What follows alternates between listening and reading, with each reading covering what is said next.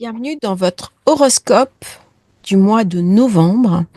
Je vais organiser les choses un petit peu différemment pour une fois. Vous allez avoir une présentation générale qui est valable pour tous les signes et après, nous passerons à votre signe en particulier afin de vous présenter les passages planétaires et surtout les enjeux de ce mois de novembre.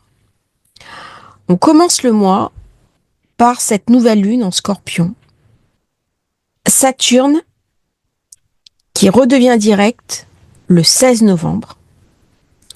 Pluton qui quitte définitivement le Capricorne le 19 novembre. Et Mercure qui devient rétrograde le 26 novembre. Le mois de novembre est basé sur la transformation. Eh bien, nous rentrons définitivement dans ce que l'on nomme l'ère du Verseau, qui va être matérialisée par deux choses très importantes. L'entrée d'Uranus dans le Gémeaux et la réalisation du trigone Pluton-Uranus, qui va être un aspect clé de 2025. Ça veut dire une transformation majeure de la société, une transformation majeure des grands équilibres, et en ce qui me concerne, je suis invitée, quel que soit mon signe, à me transformer de manière positive. Le Scorpion est le signe de la peur et le signe de la phobie. Mais c'est aussi le signe de la transformation et de la mort. La mort peut être vécue d'un point de vue réel, c'est ma propre finitude ou celle de mes proches, ce n'est jamais agréable, et pourtant ça fait partie des grands équilibres de la vie, mais c'est aussi la mort symbolique d'un ancien monde pour qu'un nouveau monde puisse émerger. Le monde d'avant Covid, qui a été marqué par la conjonction Saturne-Pluton, est définitivement achevé. Dans les 20 ans qui viennent, Pluton va rester dans le Verseau, et lorsqu'il rentre au mois de novembre, il est protégé par Uranus, qui est le maître du Verseau, trigone croissant, la pleine lune du 15 novembre, qui se fera sur Uranus, donc explosive, une pleine lune erratique, qui va mettre encore en avant des problèmes informatiques, des problèmes de réseau, des soucis de communication et des mouvements incontrôlables. Par contre, elle sera bien équilibrée avec Pluton. Ce qui est dérangeant, c'est que Saturne redevient direct, alors même que Jupiter est toujours rétrograde. Donc, on continue le carré Saturne-Jupiter qui ramène de l'incertitude sur l'économie et sur les sociétés d'une manière générale. Donc, c'est quand même un mois où il y a beaucoup d'hésitation avec cette pleine lune, même si les configurations en présence sont assez intéressantes avec un grand trigone. Mais c'est un petit peu bancal, parce que Mars est en Lion, on saura même venir nous enquiquiner un petit peu et bloquer certains de nos efforts. C'est donc un mois profondément transformateur, et maintenant on va voir concrètement qu'est-ce que ça vient raconter à votre signe, d'autant que Mercure sera rétrograde à partir du 26, donc il faudra résoudre un certain nombre de choses avant cette date. Bonjour à toutes les balances, ascendant balance, lune en balance, bienvenue dans votre horoscope du mois de novembre. On va mettre l'accent durant tout le mois sur l'expansion financière, l'amélioration des compétences professionnelles, les dynamiques familiales. On commence très fort par cette nouvelle lune qui se situe dans le secteur 2. C'est le mois idéal pour faire le point au niveau de vos acquis, de vos avoirs, réfléchir à la valeur que vous vous donnez d'une manière plus générale et à la confiance en vous. C'est un mois important pour se transformer, pour changer un petit peu son rapport au monde, pour aller chercher cette valeur qui peut-être vous échappe.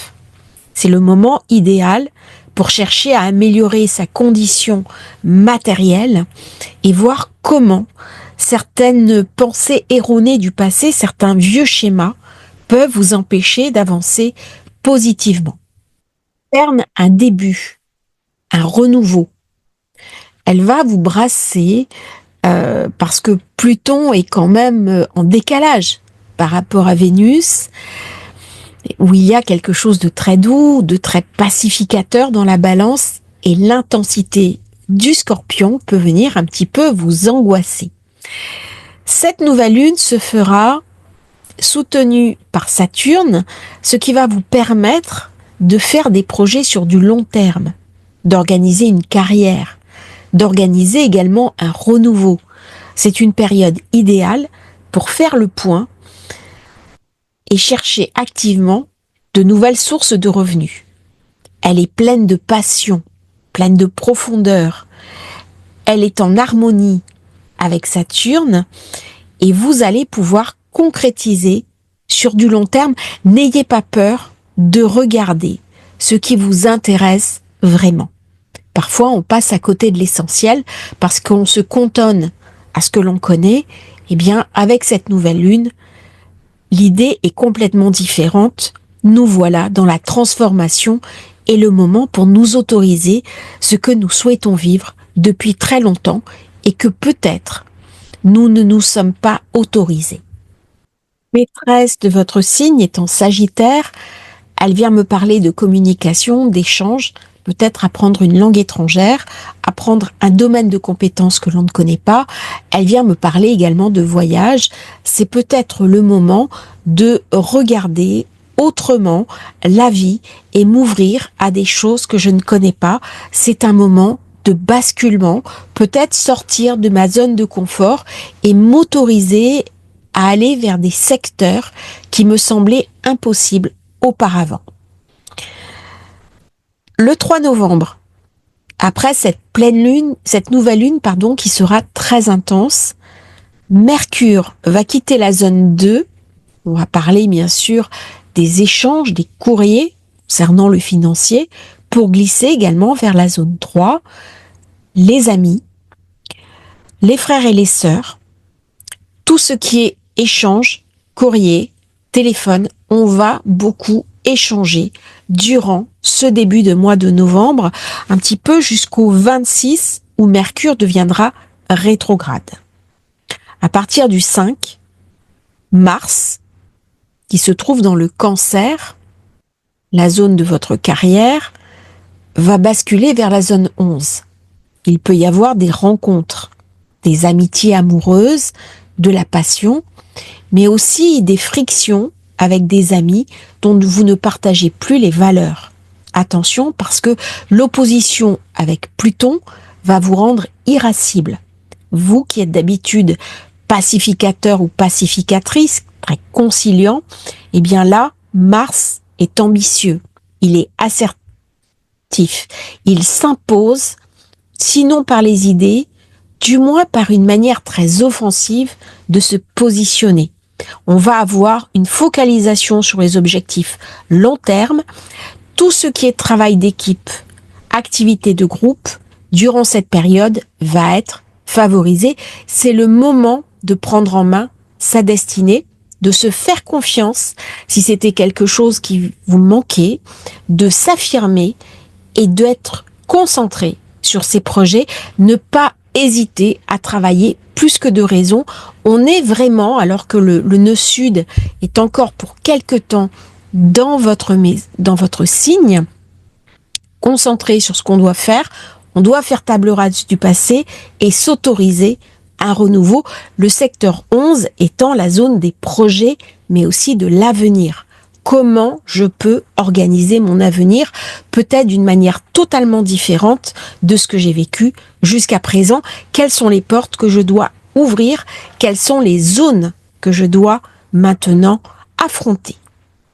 Durant cette période, il est également possible de prendre en main une cause, de s'y impliquer, en particulier pour les enfants, de s'investir dans un idéal, de sortir de sa zone habituelle et peut-être de se poser la question, qu'est-ce que je vais venir raconter à la vie? Quel sens je vais donner à ma vie? J'ai Mars qui s'échauffe un petit peu, qui est très tendu. Par contre, j'ai Vénus à partir du 12 qui va glisser dans votre secteur 4, la maison, le foyer. On peut avoir envie de faire des travaux de rénovation, on peut avoir envie de refaire les peintures, la décoration. Vénus dans le Sagittaire a peut-être dépensé un petit peu d'argent, notamment sur des petits week-ends en amoureux ou sur des petits déplacements. Là, elle devient concrète. On pense au foyer, on pense à organiser l'hiver, peut-être faire rentrer la cuve de fioul, payer les factures d'électricité. Bref, il y a quelque chose de l'embellissement de l'espace de vie qui est important pour vous, en renforçant également la convivialité à demeure et les liens familiaux.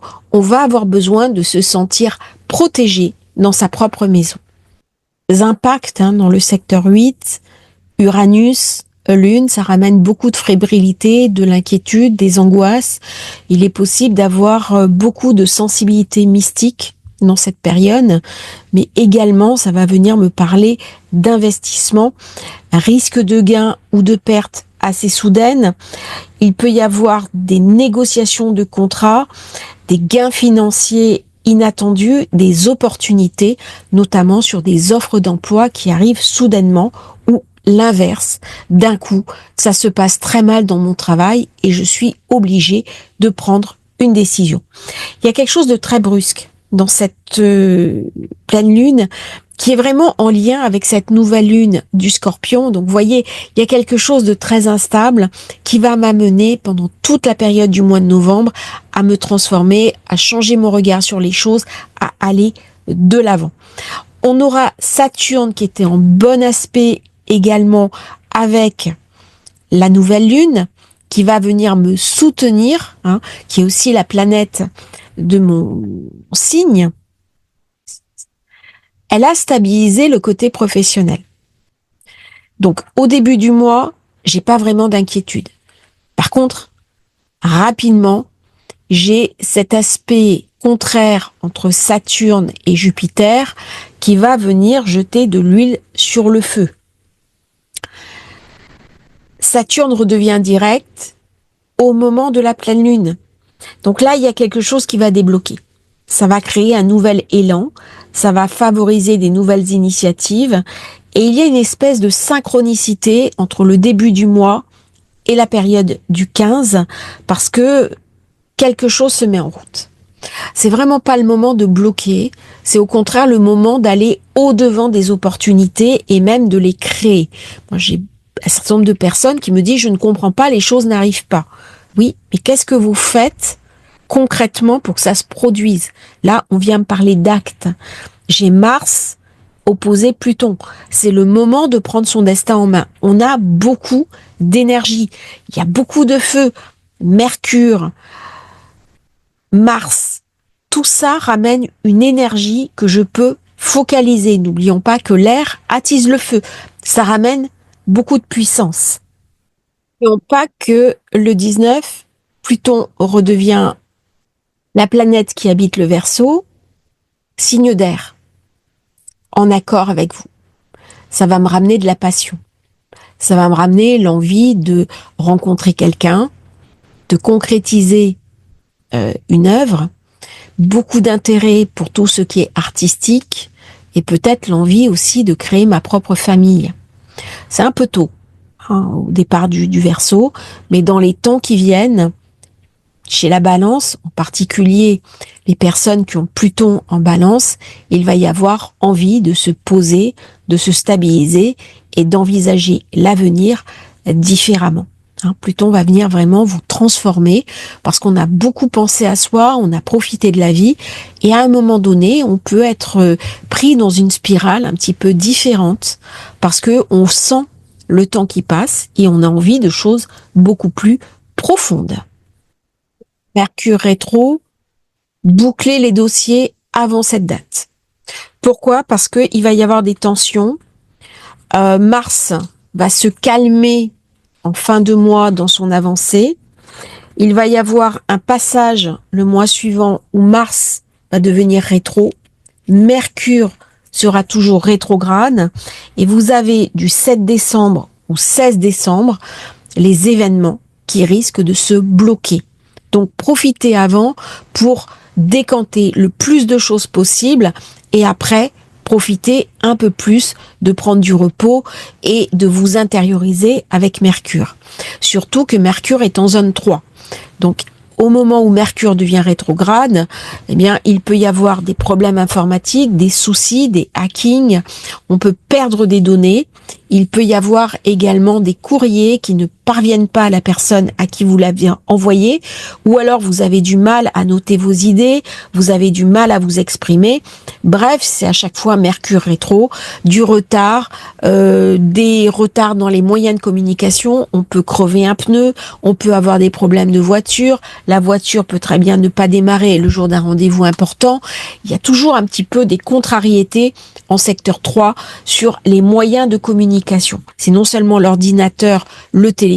Vous partez à un rendez-vous important, vous trouvez pas vos clés, ça vous met en retard. Vous arrivez devant le bus et puis ou devant le métro, c'est en grève. Vous voyez, il y a plein de petites choses comme ça qui peuvent venir nous contrarier jusqu'à la levée de Mercure rétro. En général, c'est 3 semaines.